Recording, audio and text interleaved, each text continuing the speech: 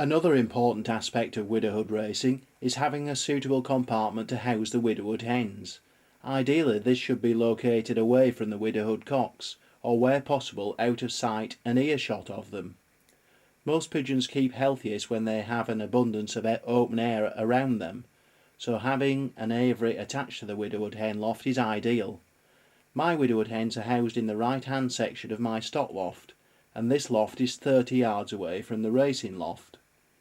In the 3 years I have lived here, none of my race birds have ever landed on the stock loft.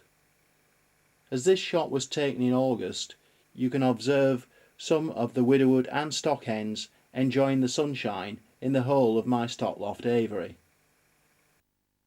Normally, during the old bird racing season, the widowhood hens are mostly confined to their loft and their own smaller aviary, which you can see on screen now, and this contains poles and fixed perches for the hens.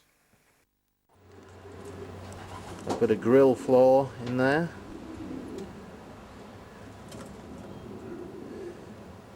Firstly, to stop the birds walking in the droppings, and secondly to try to prevent them going down on the floor and pairing together and calling to nest in one of the corners, which very often widowhood hens will do. The widowhood hen section itself measures 8 foot by 6 foot and is therefore large enough to contain comfortably the 36 widowhood hens which I will require for my 3 compartments of 12 widowhood cocks, should I choose to fill all of my nest boxes. The hens can either perch on these special widowhood hen perches or the 3 poles that I have, which run from one side of the loft to the other. These 3 poles are set at different heights and are spaced about a foot apart. The hens are happy to perch on them, but do not get too comfortable, and so are again discouraged from mating together, which can be a major problem with widowhood hens. The nest boxes on the left are simply spare ones and were used before the widowhood hens were moved into this loft at the beginning of April, but have been closed since.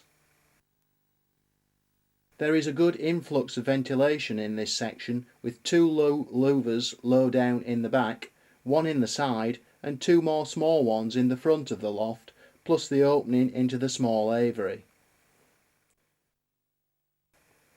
Selection for widowhood should also apply to your hens, because many promising cocks can be ruined by dull, inaffectionate or unfaithful widowhood hens. The worst hens are those that show little affection for their cock, and that soon pair with other hens and lay eggs during the season. The mates to these hens would race poorly, and their racing performances would be below standard. Obviously, you are not to know what a yearling hen is going to be like as a widowhood hen until you try it for a season, but any hens at all that don't respond well to the cocks should under no circumstances be used for a second season. The best widowhood hens are those that respond well every time they see their cocks. Finding good widowhood hens is almost as good as finding good widowhood cocks, so look after the good ones well. They do not have to be perfect specimens in themselves or have any racing ability. They must simply be healthy and must tempt the cock to race home to her. A crossbred fantail with one eye would be okay if the cock is motivated to race home to be with her. I always demand the best attributes in my widowhood hens, and every year look to change at least half of them for younger and potentially better ones. The overall criteria for the widowhood hen is it must please its mate, the racing cock. I know I have a strong team of stock birds, so I rarely breed from the widowhood cocks, so the choice of their mates is purely for racing purposes.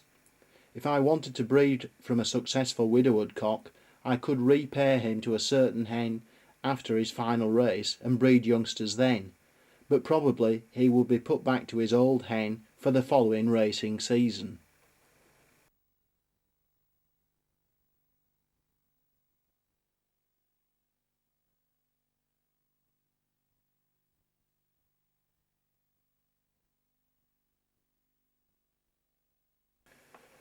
One of the most important aspects of widowhood is getting your cocks to bond to a nest box.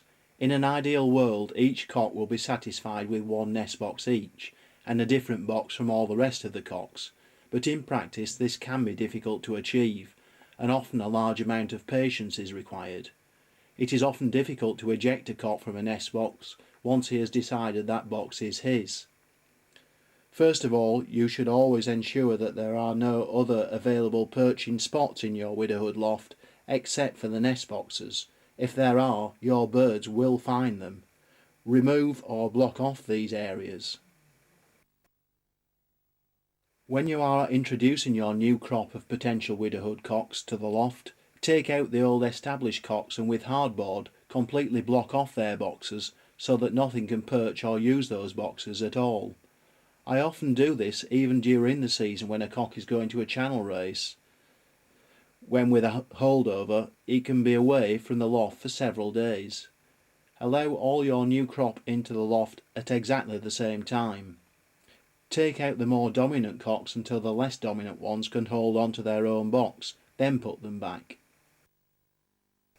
The same applies with your older established cocks. Put them back into the loft when the younger ones are confident enough to fight for their new perching spot. Another alternative is that you could fasten the cocks into the nest box and feed and water them in the box until they accept it as their own. It is vital that your cocks are happy in their own surroundings and that they consider their nest box to be their own domain. For cocks that don't settle to and fail to defend a nest box, you will have to wait for the last resort of pairing up time, when even the most timid of cocks then usually take to a box, especially with a confident mate.